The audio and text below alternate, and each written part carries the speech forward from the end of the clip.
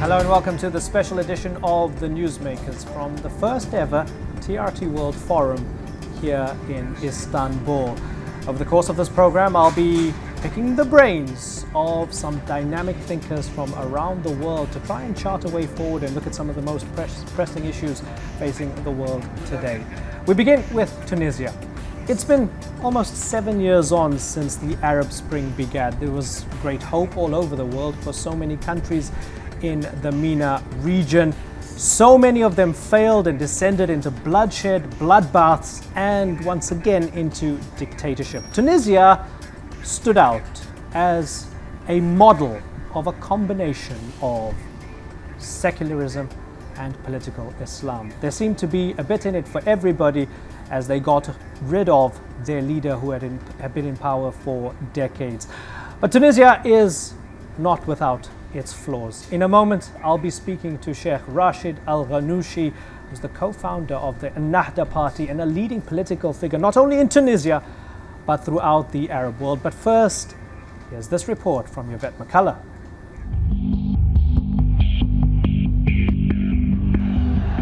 It was a revolution sparked by an act of desperation, born out of decades of living under an oppressive regime. Tunisia's uprising began when this man, Mohamed Bouazizi, set himself on fire after authorities confiscated his vegetable stand. His death led to mass protests and the resignation of President Zine al-Abidine Ben Ali, who had ruled for more than 20 years. The winds of change spread across North Africa and the Middle East in what was to become the Arab Spring. Some revolutions turned into civil war. But Tunisia seems to have achieved what other Arab states have not, and transitioned into a so far stable democracy.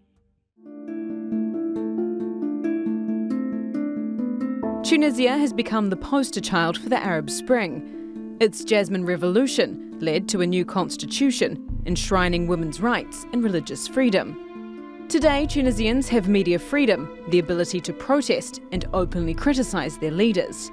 But its stability has been threatened.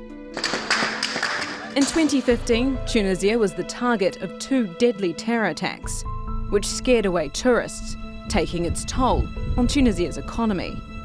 While it's hailed as the Arab Spring success story, many Tunisians feel the revolution hasn't achieved all that was hoped.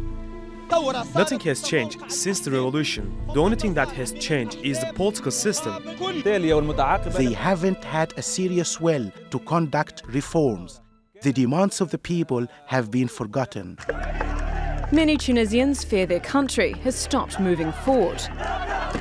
Last month, the parliament passed a controversial reconciliation bill, granting amnesty to hundreds of officials who carried out atrocities under the Ben Ali regime.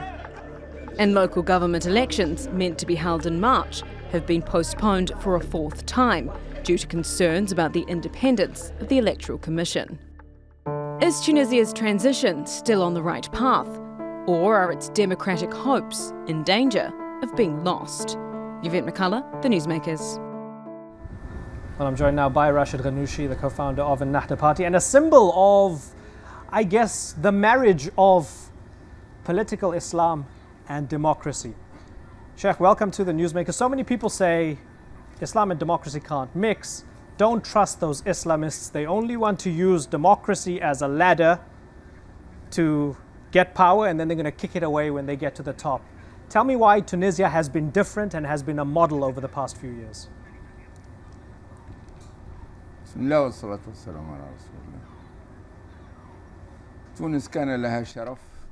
In the name of God, and all blessings be to Muhammad the Messenger. Tunis was honoured that it sparked the candle of the Arab Spring, and it also had the honour of keeping the torch burning while the torch was drowning in darkness in other places, until they are going to be covered again by God's will. Tunisia was different from others for many reasons. One of them was that Tunisia was a homogeneous society, one language, one race, one religion, while in other countries the social status is complex. They have religious sects and different races and tribes that made the equation of change very difficult. That does not mean that those countries will never gain democracy. I am completely convinced that in 2011 the Arab world entered the era of democratic change. How long it takes for this change to come is different from place to place according to the complexity of the situation and also according to the ability of elites to reach a consensus among themselves instead of elimination, conflict and fighting. We see that Tunisians succeeded in carrying out a peaceful revolution which toppled the dictator, and secondly, their elites reached a consensus and found ways to solve their problems through dialogue, far away from violence and exclusion. The Islamic movement of Ennahda played a great role as it made concessions concerning the constitution and even stepped down from power to leave Tunisia far from bloodshed and keep the torch of freedom lit for Tunisia. This is what took place. So we see the country is not without problems. So you have tension between Ennahda and Nida Tunis, we have economic issues. That's normal, but it's a healthy democracy. But something that got people really angry recently was a law that came in place that brought amnesty to those who did any corrupt dealings during the Ben Ali regime. And the people feel that they have peace now, but there's no justice because if people were criminals and crooks in the past, they can get away with it. I wonder, what do you think about that? What distinguished the Tunisian revolution was that no revenge was practiced, and the revolution did not divide people into pro and anti-revolutionaries. Some were brought by the revolution, and others before the revolution. But we said all those who accept the constitution of the revolution will be a good Tunisian citizen and be able to occupy any post in the government. But if there are some crimes, there is an independent judiciary to solve these issues. But we declined a draft law to eliminate all those who worked for Ali for 5 or 10 years from the political theatre. We declined that law because it would divide society in Tunisia. There were similar laws in Libya calling for political isolation that divided society. In Iraq, the de-Ba'athization laid the foundations for the civil war. And we in Tunisia distanced ourselves from the process of exclusion and alienation of others. We ended Ben Ali's regime, but we don't want to practice that type of alienation. We followed 2 examples. The first is that of the Prophet Muhammad. When he entered Mecca, he did not practice revenge on those who fought him and his followers for 23 years, tortured him and his relatives and friends. Instead, he said to them, "Go, you are free." Islam was preserved and spread around the world because of the amnesty that the Prophet issued on the day he conquered Mecca. Because those who were freed were those who delivered Islam to North Africa and to Spain. So Islam taught us to express forgiveness. The other model is a civilian model, a new model of Nelson Mandela.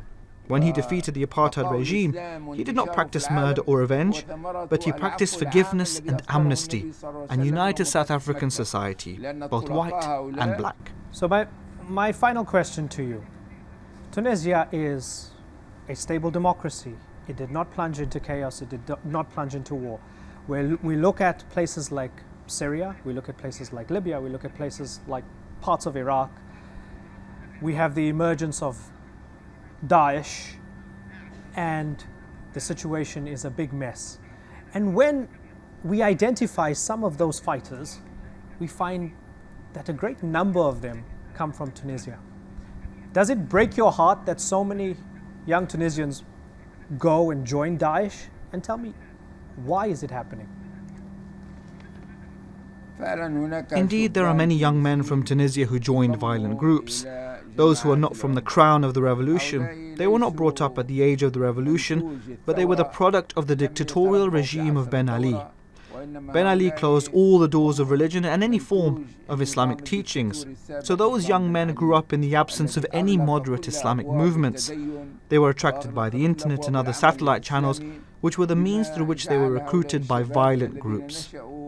Their numbers are not increasing, but are diminishing, because the moment you find in any place there is freedom, you will find violence diminishing and stagnating. There are many social reasons, of course, that have led to this. Many of the fighters grew up in poor neighborhoods. The revolution has still not reached its goal of social justice and providing jobs for people, but there is no future for terrorism in Tunisia. as the Tunisians who made the revolution will not carry out counter-revolutions. Our revolution was a peaceful revolution, and violent groups in Tunisia make up a tiny fraction in society and will never be able to occupy land, but are doing what they do in London, Paris and New York.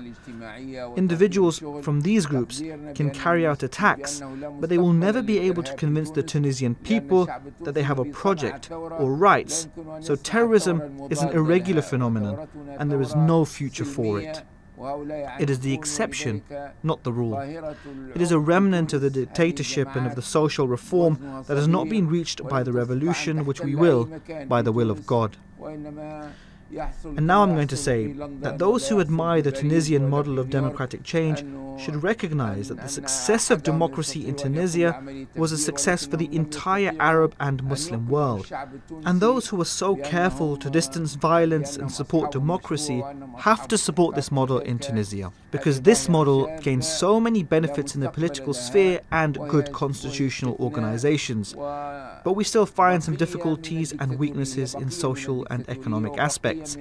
So those who desire to preserve democracy have to support it by investing in the Tunisian economy, so that the Tunisian project of democratic change can stand on 2 feet, the one being freedom and democracy, and the other being social justice. Sheikh Rashid Ghannouchi, it's been a pleasure having you on the Newsmakers. Thank you very much for joining us. Let's broaden this out now to Libya and other countries in the region. I'm joined now by Tariq Yusuf, the director of the Brookings Center in Doha. Tariq, good to have you on the Newsmakers. So we heard from Sheikh Rashid Ghannouchi talking about the successes of Tunisia.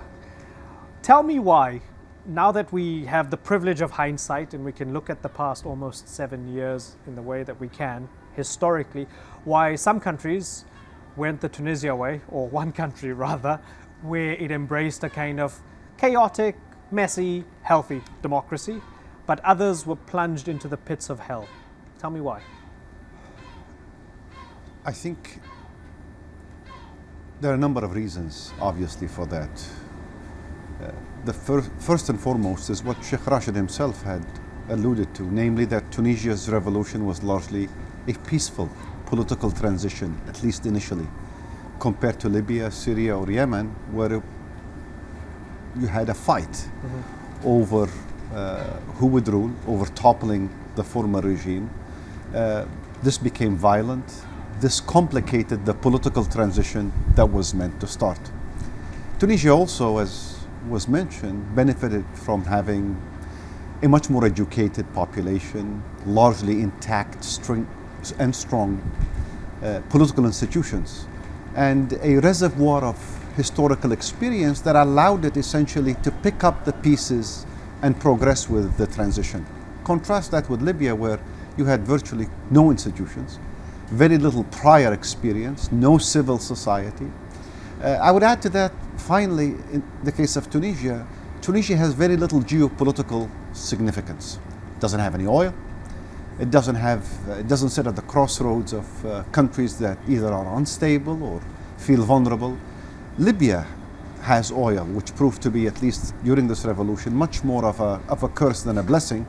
It's a magnet for external intervention, for external focus, and our neighbors, borders with our neighbors being very porous, essentially was an invitation for neighbors to intervene, even after Gaddafi had been toppled, to try to influence the game on the ground. So Tunisia in many ways provides an ideal case scenario for how a political transition can progress initially and be given a chance of succeeding, whereas in Libya, Syria and Yemen, combination of regional interventions, little prior experience, and an uneducated elite, or absence of an educated members of the political elite, proved to be a huge drag on even getting past the first obstacle. I don't want to miss the opportunity of getting a higher resolution take on Libya from you. So 2 rival governments right now, Siraj, Haftar, shored up by different international players, pockets of chaos throughout the country, Daesh swimming around in the gaps. Total mess. Is there any hope? I think there is hope. One of the big lessons from the 2015 political agreement that was backed by the UN that brought Sarraj was that not only do you have to get the buy-in from political factions inside the country for a political settlement to take hold and for the political transition to resume on peaceful terms, you have to get regional powers that have their proxies inside the country to back off, or at least to support that political transition. That did not happen between 2015 and 2017. If anything, world powers paid lip service to the political agreement, but regional actors continued to intervene and undermined, as a result, with time, the stability, the legitimacy, and the viability of the very UN legitimate internationally backed process. So will things change as the new UN envoy brokers a new political agreement or amends the existing political agreement to bring more actors within its umbrella? I would say for many of us, the litmus test is, are regional neighbors of Libya on board? Are they willing to back this political transition? When people say Libyans need a strong man to unite the tribes, to have them under an umbrella that might be a harsh umbrella, but a strong man nonetheless. They need someone like Haftar. He can't be soft. He needs to be ruthless. When you hear that, how does it make you feel? Well, Gaddafi was a strong man. Saddam Hussein was a strong man. Ben Ali was a strong man. They created a modicum of stability and security within, but enough weaknesses, fault lines, fractures and distortions and contradictions within these systems, and ultimately their repression and their brutality provided the seeds for the revolution. I think a model built around a strong man who somehow has the wisdom and foresight to manage society and an economy in the 21st century by the will of his henchmen, or by the power of his populist appeal, is long gone.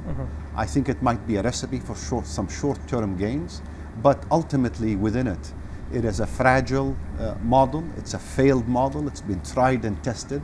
And I don't think a decade from now, even in the countries where it seems to be working at present, it will prove to be durable. Think back at 2010, 2011, right before the revolutions in the Arab world.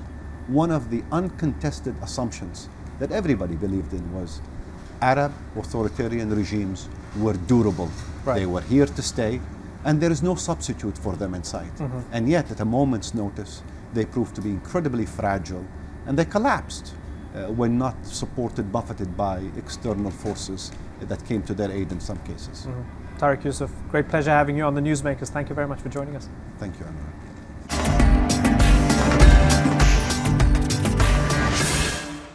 Still ahead, crunch time in Catalonia. After the break, I'll be asking a Catalan minister and Spain's former prime minister how they see an end to the crisis. Stay with us.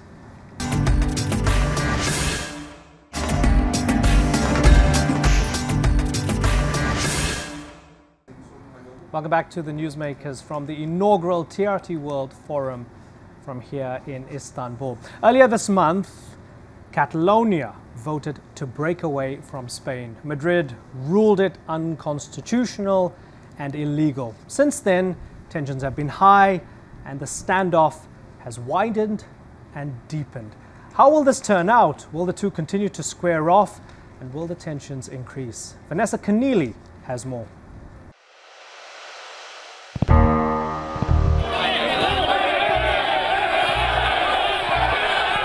It seemed no amount of riot police could stop people voting.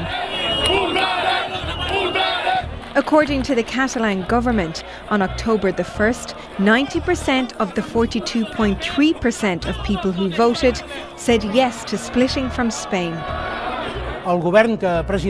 My government, in the next few days, will send the results of today's vote to the Catalan Parliament where the sovereignty of our people lies, so that it can act in accordance with the law of the referendum. But Madrid said it had no intention of acting in accordance with the process it had already declared illegal. Let's hope that they accept the situation now and that they don't insist on the error. But after coming so far, many Catalans weren't prepared to back down. They held large marches and strikes in Spain and Catalonia in support of the referendum result. And there were calls from the UN and EU to investigate how hundreds of people were injured in violent confrontations with police on voting day. Spain and its economy had been shaken. 5 days after the referendum, stock markets tumbled as investors dumped shares. One of Catalonia's biggest banks relocated outside of the region, and around 700 companies followed. And with the cash in people's pockets suddenly being threatened, politicians were under pressure to act decisively. A very clear message that the policies implemented by the regional government of Catalonia are extremely negative, extremely detrimental to the economy of Catalonia. After what many described as police brutality the week before, Spaniards and Catalans dressed in white and called for peaceful resolution. But those pleas were short-lived. Earlier this week, 2 influential Catalan separatist leaders were jailed. Known as the 2 Jordis, they're accused of whipping up demonstrations ahead of the referendum and are charged with sedition. But the pair have much support in Catalonia. And on Tuesday, tens of thousands of people came out demanding their release. But Madrid has now called an emergency cabinet meeting on Saturday to likely suspend Catalonia's autonomy, leaving 7.5 million Catalans now wondering what their future holds. Vanessa Keneally, The Newsmakers. I'm joined now by Catalan Government Minister Oriol Amorós and Spanish politician Carlos Silva. We had you both on the show after the referendum. It was a riveting debate and really important for me to listen to both of you immediately after the vote. The standoff continues between the two. Let me start with you, Oriol. What has Puigdemont done? Has he declared independence or not? Because Rajoy is asking, what have you done? Have you declared or have you not declared? Yes, of course, the Catalan people, not Mr. Puigdemont, the Catalan people has declared the intention and the will to be independent. You have to think that the referendum was done in a very difficult situation, and in spite of this difficult situation, there's a 38% of the census who has voted. It seems to be maybe a low turnout, but for example, the Brexit votation was backed by the 37% of the census. So this is a clear statement of the Catalan people that they want to be independent. So what is doing now, Mr. Puigdemont is saying, we want to be independent. I'm hearing the people of Catalonia, and I will work on that direction. But at the same time, I want to make to give an option to dialogue with the Spanish government. We want to tend our hand to have a dialogue process in order and with the goal to do that process to independence in a more accorded way as possible. Mm-hmm. Carlos, should Madrid be open to that dialogue that Puigdemont wants? Well, as anything that has to do with Puigdemont and the pro-independence movement is a fake dialogue, because he said one thing and the other at the same time, just trying to make the situation more confusing. And in fact, when he talks about dialogue, what he means is to discuss with Madrid the conditions for the independence of Catalonia. So the government, the national government, will never discuss that, but because that would be to place the national government outside the law, and it's not going to do it. Oriol is here, he's not in jail, but other Catalan leaders are in jail. Is that the right move from Madrid? Well, in fact, that's not a movement from the government, because the separation of powers in Spain, and that's a judicial decision. So it's a preventive imprisonment, and those 2 leaders, they're rioters, which have recognized that they were the leaders of the summoning people and surrounding the police when they were just seeking and obeying on order from the courts to do an investigation on the legal referendum. So they summoned people, they gathered people there to prevent that investigation to go on, and they even stood on top of a car. Several police cars were destroyed. Okay, so separation of powers, Oriol. This has nothing to do with Madrid wanting to squeeze your movement. It's just the law taking its course. No, it's not. It's clearly an influence from the government, and it's a political movement. And we have yet again political prisoners, which is very sad, because you used to have a dictatorship with political prisoners, and now we also have political prisoners. These two NGO leaders, because they are leaders of the civic institutions, they are not civil servants. They are leaders of NGOs. We are talking to the people, to the crowd who was there protesting, and I think every democracy has the right to demonstration, and citizens has the right to demonstrate. And what these two persons did is tell to the people to go home. So they were the ones who tells people to go home. I was there. I'm a direct witness of this, because I was just beside on there, and they were talking to the people, yes, go home. And now they are in jail. Why they are in jail? Because they have organized a very big civic movement who has been able to organize the biggest demonstration, a more peaceful and non-violent demonstration in whole Europe in decades. So Carlos, might it be fine? Okay, you found the referendum illegal, unconstitutional. You don't want these people to break up Spain. But having said all of that, Madrid has been heavy-handed with the police on the day of the vote, and now with rounding up these Catalan leaders. Why can't it be both? Well, I don't think they were heavy-handed. I think that the use of violence was proportionate, and the same that in those very difficult conditions due to the disobedience of the regional police. But who attacked them? Nobody really attacked them. Well, people also attack the police. There are tens of videos showing the violence of the pro-independence movement. And I want to deny what Oriol said, in the sense that the two leaders which have been imprisoned are civil society leaders. That they are closely connected to the Generalitat. One of the leaders, of the organizations, has received 20 million in the last few years from the government, and they recognized publicly that they were organizing. They even set up stalls in the streets to organize people who were surrounding and harassing the police. So it was nothing like a demonstration. Oriol, let me ask you about who... That's one proof. There is no police injured in this day. No one. And that's a good point. No police injured.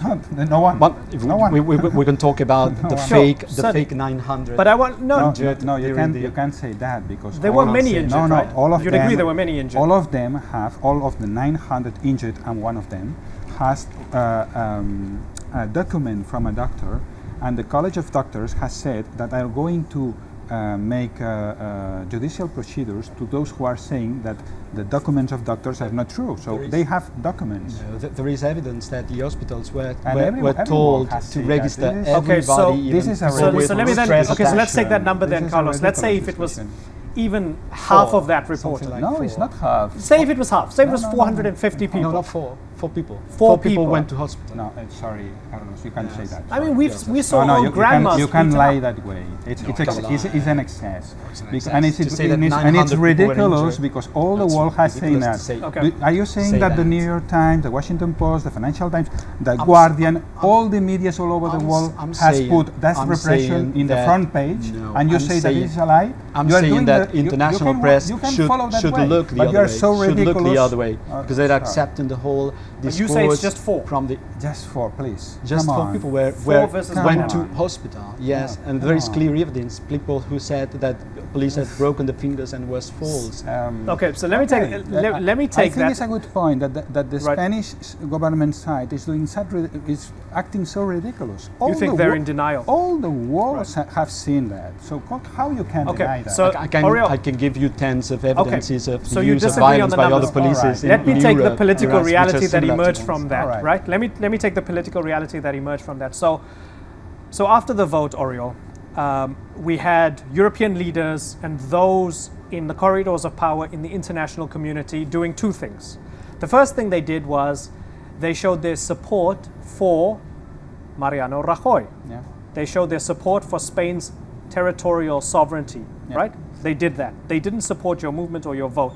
And the other thing that they did was they condemned the violence. They condemned police brutality, right? So they were playing this kind of balancing act. Yes, so the only support police brutality that Carlos says that doesn't exist. Okay, fair enough. It's incredible. But the only support that you really got happened on the day, right? That was it. The only support that they gave you was related to cops beating up protesters or voters. Now that we've moved on, more than 2 weeks on, they don't have to condemn it now because it's not in their faces anymore. It didn't happen yesterday. So all we're left with is their support for the sovereignty and territorial integrity of Spain. And during this time, not a single nation has come out and said, we support your movement, you should break away from Spain.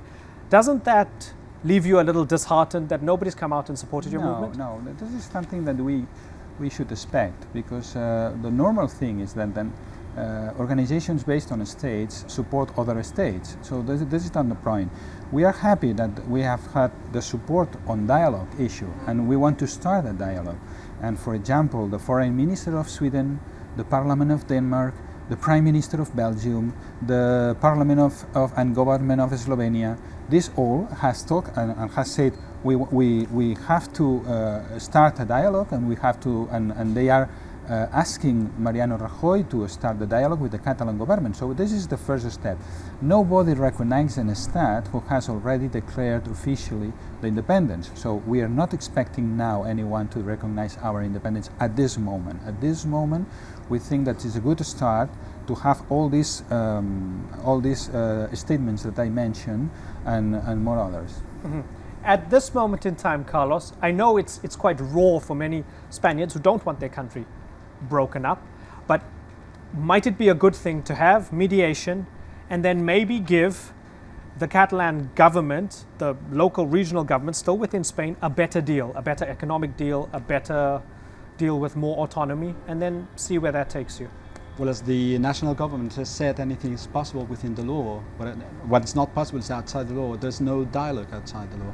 So what they're saying when they call for international mediation, they're thinking about the next stage, because everything is organized and timed. And now they started a campaign just trying to victimize themselves and to spread a shadow of a doubt on the legitimacy of the national government. But that's just another phase of the pro-independence strategy.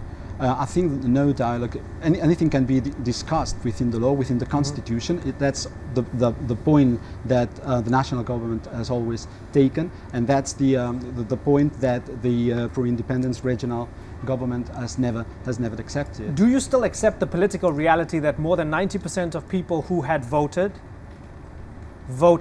yes? But it wasn't a legal referendum, so we don't know how many people voted. We've got evidence that the numbers, the amount of people who voted, and the percentage of people that would vote yes was already decided before the referendum. We've got evidence of that. It's been published. So it's absolutely fake. So we don't have to take.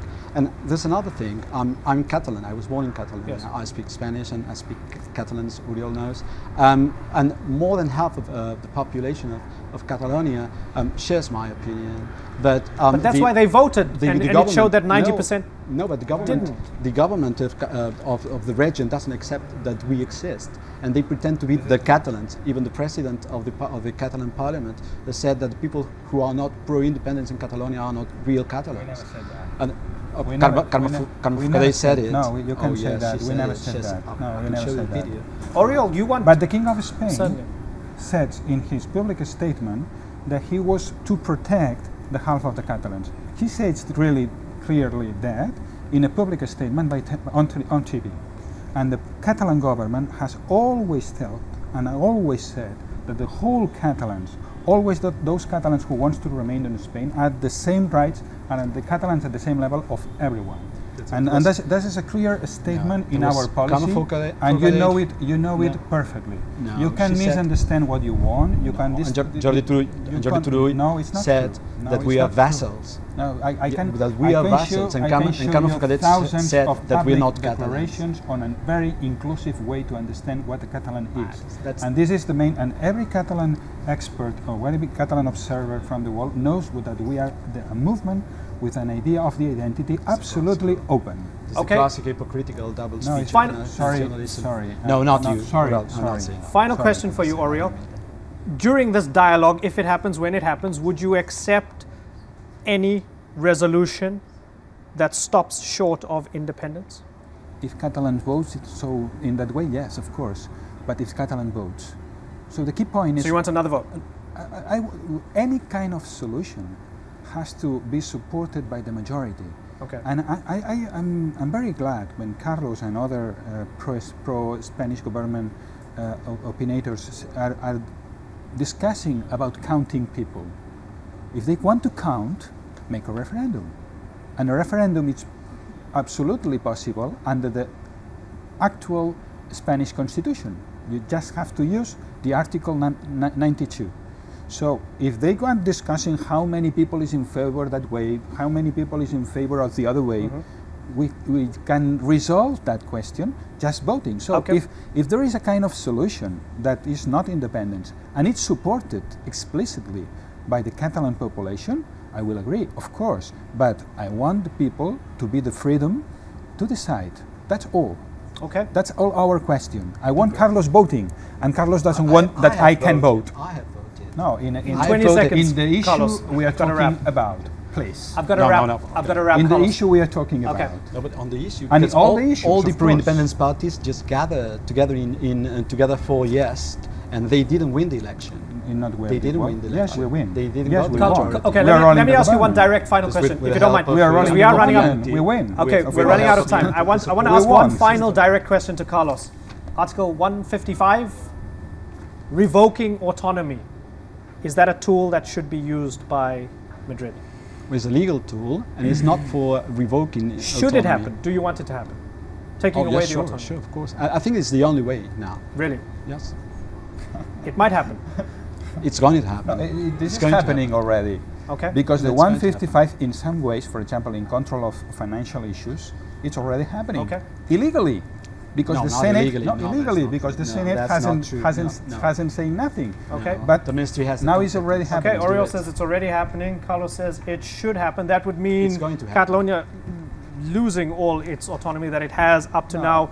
Anyway, gentlemen, I think we would agree that we are not expecting to lose all the autonomy. A lot of it. A lot of it. 155 doesn't mean that suspension of autonomy. It's just the suspension of those aspects of autonomy to bring back the rule of law. Because it's more Madrid and less Catalonia. Yes, it's very open. You can interpret it in a hard way. Yes, I agree. And I expect that Mariano Rajoy is going to. We'll know in a couple of days. Okay, gentlemen, I've got to move on, but I must sincerely thank both of you for coming to Istanbul to have this conversation. Thank you very much for joining us on the Newsmakers. Thank you. Thanks to you once more.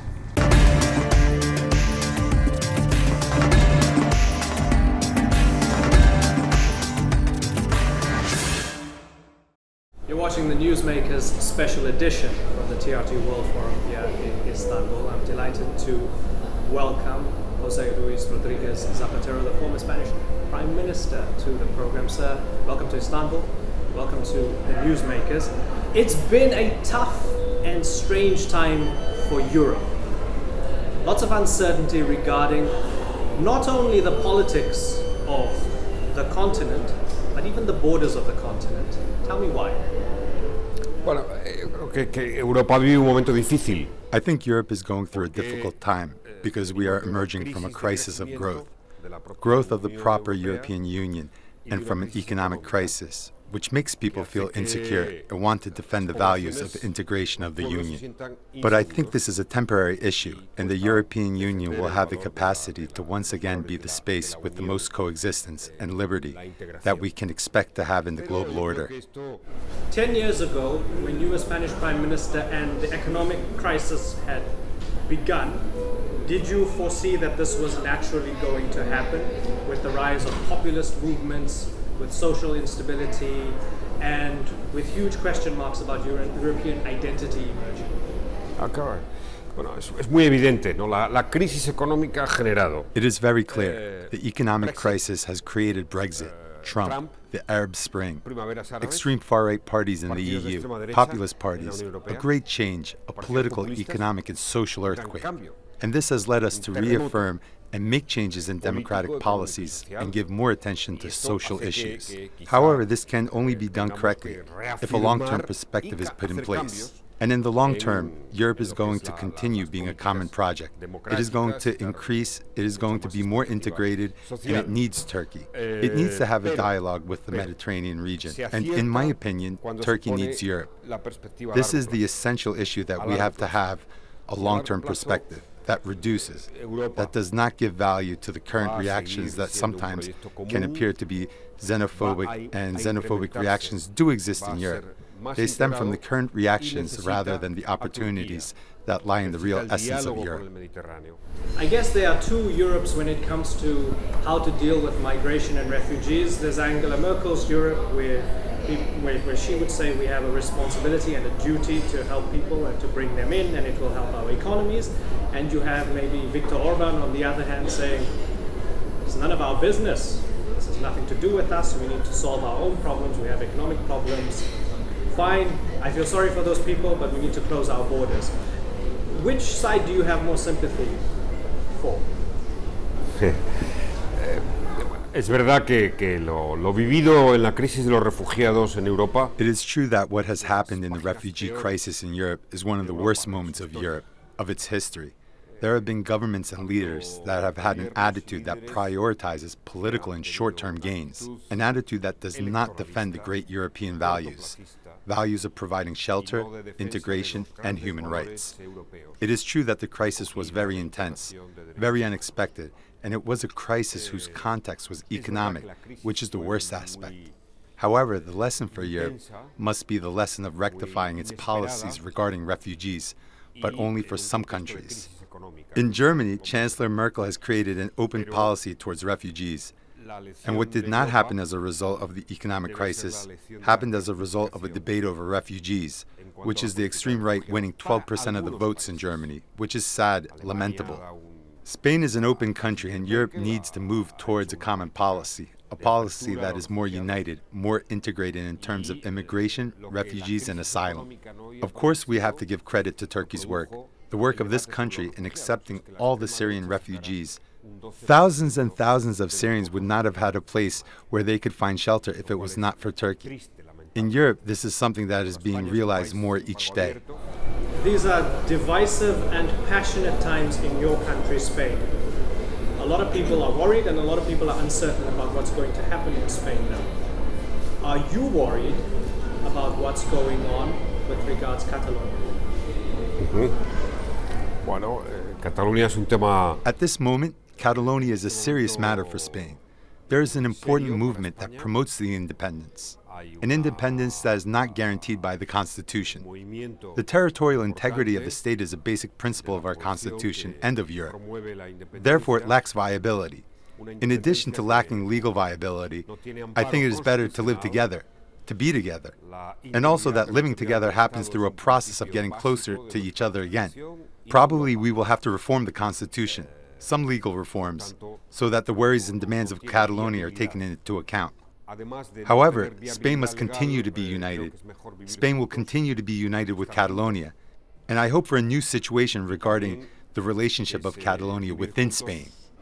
2 weeks ago when I was in Barcelona, something that struck me very personally was how Catalan politicians, young people, all sorts of people who supported independence would tell me over and over again they see Madrid and the national police and others as General Franco's Spain. They would say that, and now I know the Spanish people have suffered a lot under the hands of General Franco. You personally, your grandfather was killed by Franco. Everybody has a Franco story and a Franco history, and the fact that they were very confident in saying that Rajoy and Madrid a General Franco's Spain. When you hear that, and lots of people told me this, how does that make you feel as a former Spanish Prime Minister? Yes. Bueno, es una comparación imposible. It is an impossible comparison and an example of the few arguments that the independence movement has. Because comparing today's democratic government with Franco's regime is completely crazy. Crazy! Spain is a democracy with power-sharing agreement, with maximum freedom of expression.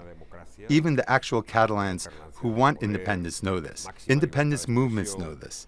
Independence movements are questioning Spain every day. It's a democracy in every single way. And this is an argument that is invented by those seeking independence. And it is an argument created by people seeking independence to create this divorce from Spain. A divorce which, in my opinion, has no sense. At the root of this, the financial crisis has something to do with the resurgence with this movement, and now that appears stronger than ever in Catalonia. But this will pass. This will calm down. There's going to be a time of conflict, without doubt, but reason will prevail in the end. So I don't want to take up too much more of your time. Thank you very much for joining us. Thank you.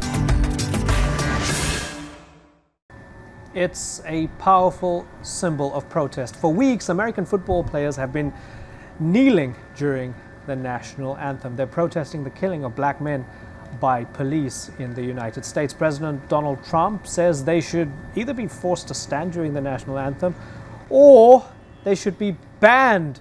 It's caused a lot of division and opened up the discussion about race relations in the United States.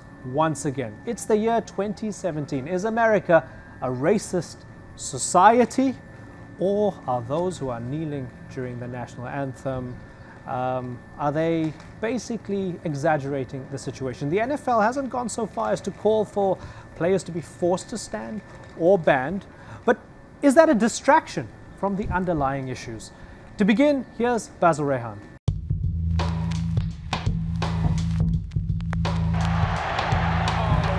The National Football League is the most followed sports franchise in the United States, bringing in more than $13 billion in revenue just last year, and regularly reaching tens of millions of Americans in their homes every playing season. But today the league is mired in political controversy, sparked by this player and his decision to take a knee for the U.S. national anthem. Colin Kaepernick, a free agent quarterback, says he's doing it to protest police violence against African Americans and to help highlight the injustice the African American community faces every day. As I've been in the community, I've seen those things, I've heard those things, and now, okay, how do I best maximize my platform and my resources to help these people? Kaepernick's critics say he should keep his protests off the field. The most notable among them is U.S. President Donald Trump. Wouldn't you love to see one of these NFL owners, when somebody disrespects our flag, to say, get that son of a bitch off the field right now, out, he's fired. He's fired! Since the president's comments, more people have been kneeling in solidarity with Kaepernick, from near entire NFL teams to protesters in the streets, and even the famed U.S. musician Stevie Wonder before a concert. Taking a knee is now a symbol in America's ongoing and tense conversation on race and justice. And the U.S. president's comments on the matter have raised the question of whether the right to peaceful protest can ever be denied. Basil Rehan, The Newsmakers. Happy to inform you, I'm joined now by Elias Shabazz. She's the daughter of Malcolm X and is carrying on his legacy as a social activist, an author, community organizer, and a college professor. Good to talk to you. Welcome to Istanbul. It's a pleasure to be here. Taking a knee. It's a powerful symbol when Colin Kaepernick does it, when anybody else does it. Is it necessary? Is it important to do so right now? Well, I think it's important for young people to show compassion, care, especially if you have a large platform. I think it's important that you inspire as many people as possible to right the wrongs in any society. Mm-hmm. When I look at Black Lives Matter, at the heart of it all, they talk of systemic oppression. They say that these incidents of usually young black men being killed by police officers in encounters happens because of a systemic racism. Would you agree with that? I would agree with that. I would.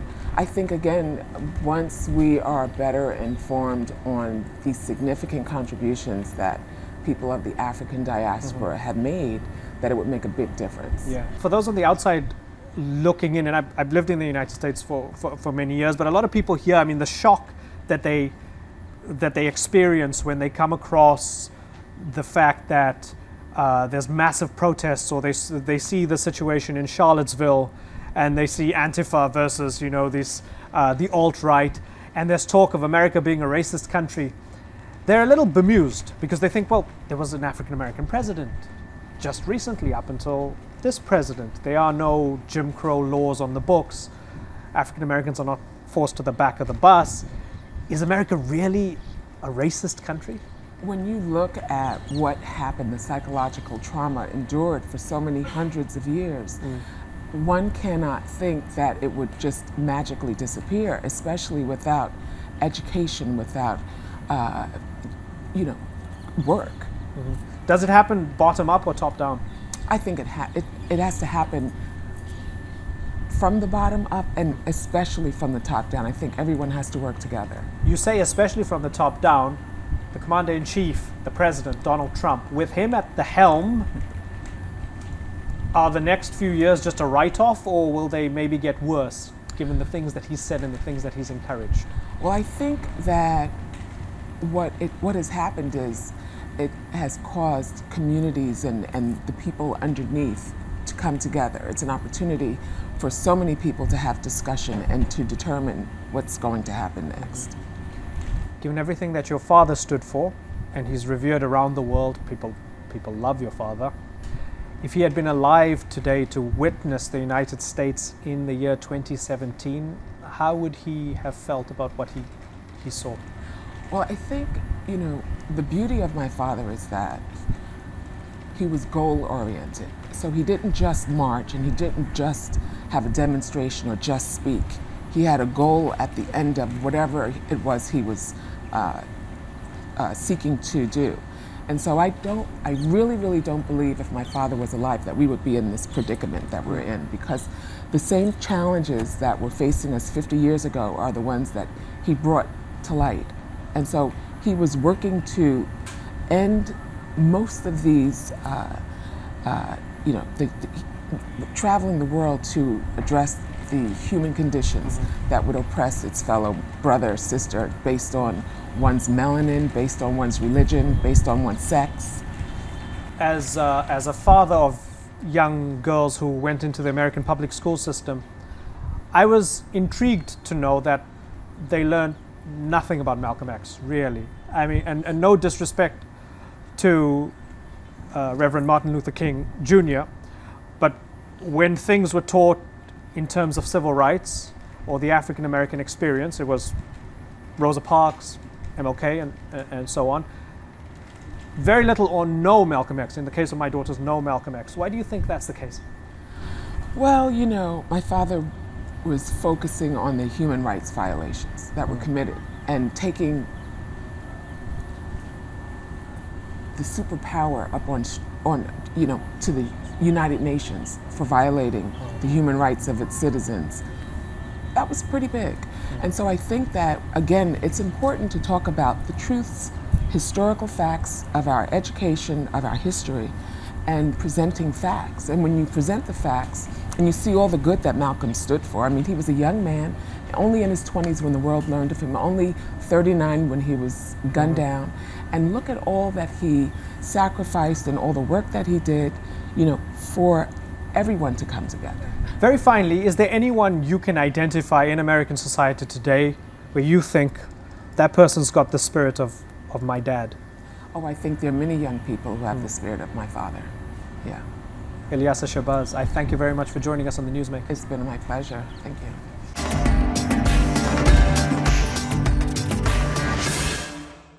That's all for this special edition of the Newsmakers with me, Imran Garda, coming to you from the first ever TRT World Forum here in Istanbul. Thank you very much for watching. See you next time. Bye-bye.